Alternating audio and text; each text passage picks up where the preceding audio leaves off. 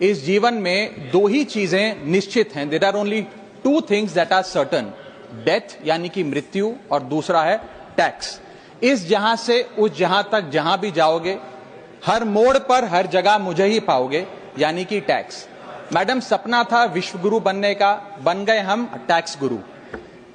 और इतना टैक्स जो भारत की आबादी सरकार के खजाने में डालती है, उसके बदले सरकार जनता को देती क्या है, यह बहुत बड़ा सवाल है। कौन सी ऐसी हाई क्वालिटी सर्विस है जो फ्री ऑफ कॉस्ट जनता को दी जाती है? क्या हमें quality health care free of cost मिलता है? नहीं मिलता। क्या हमें वर्ल्ड क्लास एजुकेशन मिलती है? नहीं मिलती। क्या हमें फ्री वर्ल्ड क्लास ट्रांसपोर्टेशन मिलता है? नहीं मिलता। क्या हाई क्वालिटी रोड्स मिलती हैं? अगर अच्छी हैं तो टोल टैक्स भरना पड़ता है। क्या 24 घंटे 7 दिन बिजली आती है? नहीं आती। तो इतना सारा जो टैक्स सरकार इकट्ठा करती है, उसका करती क्या है? इसीलिए मैं कहना चाहता हूं दैट वी इन इंडिया पे taxes like in developed countries to get services like in sub-Saharan countries. Madam, from the moment a child is born to the very moment his family mourns his death, the government is there at every step, not to help you but to tax you. और आइए एक रोमांचक यात्रा पे चलते हैं। माननीय वित्त मंत्री जी हर बार मेरे सवालों का जवाब देते हुए मुझ पर तंज कसती हैं और कहती हैं कि शायद ये चार्टर्ड अकाउंटेंट नहीं है, इनकी डिग्री असली नहीं है, तमाम तरीके की बातें मेरे बारे में कहती हैं, निजी हमले करती हैं। मैं उनका बहुत सम्मान करता हूं, मेरे मन में उनके प्रति बहुत आदर है, ओहदे में, हैसियत में, उम्र में, अनुभव में बहुत बड़ी है मुझसे। लेकिन आज मैं इस सीए की डिग्री को किनारे करके सरल भाषा में आम आदमी की तरह इस देश के आम आदमी का दर्द आपके सामने रखना चाहता हूं कि कैसे हमारे जन्म होने से लेकर हमारे मरने तक टैक्स पे टैक्स सरकार हमसे वसूलती है। मैं आपके सामने जीवन के 8 चरण, 8 स्टेजेस ऑफ लाइफ रखना चाहता हूं। फर्स्ट स्टेज ऑफ लाइफ, जब इंसान पैदा होता है, that is the birth stage. बच्चे के पैदा होने से पहले, उसकी आंखें खुलने से पहले जो उसको वैक्सीन लगती है, उस पर 5% जीएसटी लगता है। जिस अस्पताल में बच्चा पैदा होता है, उस हॉस्पिटल के कमरे के चार्जेस पर अगर 5,000 रुपए से ज्यादा का कमरा हो तो 5% जीएसटी लगता है। बेबी केयर के आइटम्स पे 5% जीएसटी लगता है। और अगर उसके माता पिता बच्चे के पैदा होने पर मिठाई बांटे तो मिठाई पर 5% और चॉकलेट पर 18%, 28% जीएसटी लगता है। दूसरा चरण जीवन का इन्फेंसी और चाइल्डहुड यानी कि बचपन। बचपन में बेबी फूड जो खरीदा जाता है उस पर 12 से 18% जीएसटी, डाइपर जो खरीदा जाता है उस पर 12% जीएसटी, बेबी स्ट्रोलर पे 5 से 12% जीएसटी, और जो खिलौने बच्चे को दिए जाते हैं उन खिलौनों पर भी 12% जीएसटी लिया जाता है। जब मुंडन होता है बच्चे का, पहला हेयर कट जिसे कहते हैं, उस हेयर कट की सर्विसेज पर भी 18% जीएसटी, और पहली बर्थडे पार्टी पर जो फोटोग्राफी होती है, फोटो खिंचवाई जाती है, उस फोटोग्राफी सर्विसेज पर भी 18% जीएसटी। यहां तक कि नामकरण की बर्थडे पार्टी जो की जाती है उस पर भी केटरिंग सर्विसेज से लेकर खान पर 18% जीएसटी सरकार वसूलती है। अब बच्चा स्कूल जाना शुरू करता है तो स्कूल जाने पर यूनिफॉर्म से लेकर जूतों, स्कूल बैग, लंच बॉक्स सब पर जीएसटी लगता है। 12% जीएसटी नोटबुक पर लगता है, 18% जीएसटी स्टेशनरी आइटम पर लगता है। और उसके बाद अगर कोई एक्स्ट्रा करिकुलर एक्टिविटी बच्चे को करनी हो, कोई म्यूजिक क्लास करनी हो या फिर कोई स्पोर्ट्स कोचिंग की क्लास वो ले, उस पर भी 18% जीएसटी देना पड़ता है। प्राइवेट ट्यूशन ले तो उस पर भी जीएसटी, और पहली साइकिल जो बच्चा खरीदता है उस पर भी 12% जीएसटी देना पड़ता है। तीसरी अवस्था जीवन की, टीनेज ईयर्स, ये वो काल होता है जो सबसे मस्त मौला टाइम होता है जीवन का, बेहतरीन बेफिक्री का। इसमें बच्चा, यंग जवान लड़का लड़की अपना पहला स्मार्टफोन खरीदते हैं, उस स्मार्टफोन पर जीएसटी लगता है। अगर महंगा हो, विदेशी हो तो इंपोर्ट ड्यूटी भी लगती है। फिर वो अपना फोन रिचार्ज कराता है, उस पर जीएसटी लगते हैं। ब्रॉडबैंड इंटरनेट का कनेक्शन लेता है, उस पर जीएसटी लगता है। नेटफ्लिक्स, स्पॉटिफाई या वीडियो गेम की सब्सक्रिप्शन लेता है, उस पर भी जीएसटी देना पड़ता है। और अगर अपने दोस्तों के साथ पिक्चर देखने बाहर जाए तो पिक्चर की टिकट पर जीएसटी, एंटरटेनमेंट टैक्स और पॉपकॉर्न पर भी जीएसटी अब लगने लग गया है। तो तमाम तरीके के सॉल्टेड कैरेमल पॉपकॉर्न पर भी सरकार आपसे जीएसटी वसूलती है।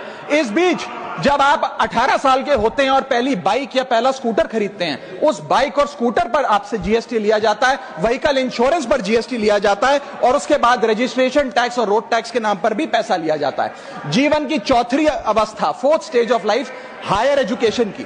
इस हायर एजुकेशन की अवस्था में आप यदि प्राइवेट कॉलेज में पढ़ रहे हैं तो प्राइवेट कॉलेज की ट्यूशन फी पर जीएसटी लगता है। हॉस्टल में रह रहे हैं या पीजी का रेंट भर रहे हैं तो उस पर जीएसटी लगता है। स्टूडेंट लोन की प्रोसेसिंग फी पर जीएसटी लगता है। किताबों से लेकर लैपटॉप तक जीएसटी लगता है। और अगर माता पिता संपन्न हैं और बच्चे को विदेश भेजते हैं पढ़ने के लिए तो फॉरेन रेमिटेंस पर टैक्स कलेक्टेड एट सोर्स सरकार लागू करती है।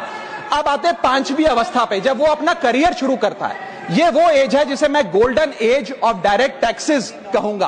अब ये डायरेक्ट टैक्स के जंजाल में आदमी फंस जाता है इस उम्र में, जब उसकी पहली नौकरी लगती है।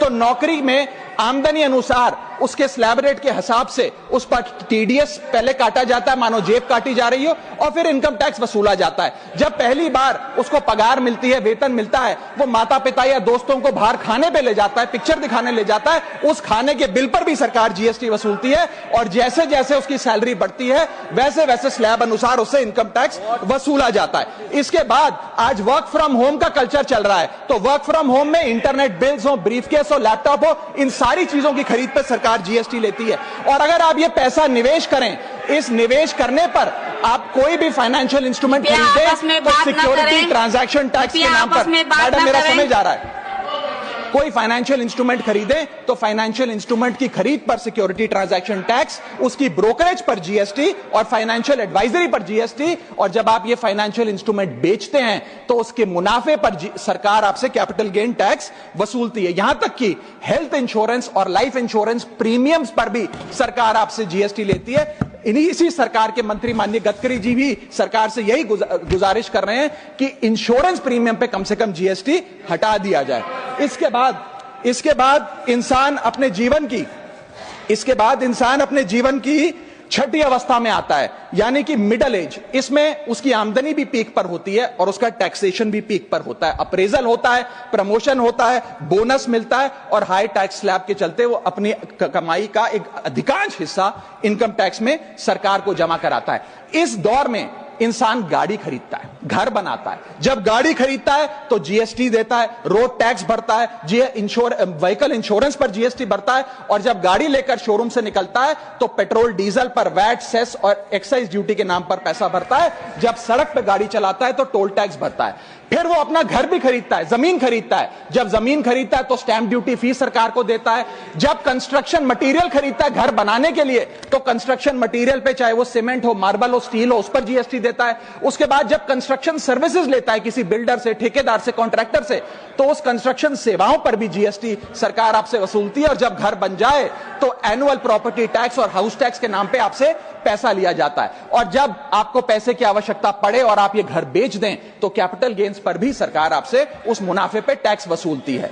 और इस बीच शादी तो रह ही गई, फिर इंसान शादी करता है, इस बीच तो बैंक्वेट हॉल बुक करता है, उस बैंक्वेट हॉल की बुकिंग पे टैक्स भरता है।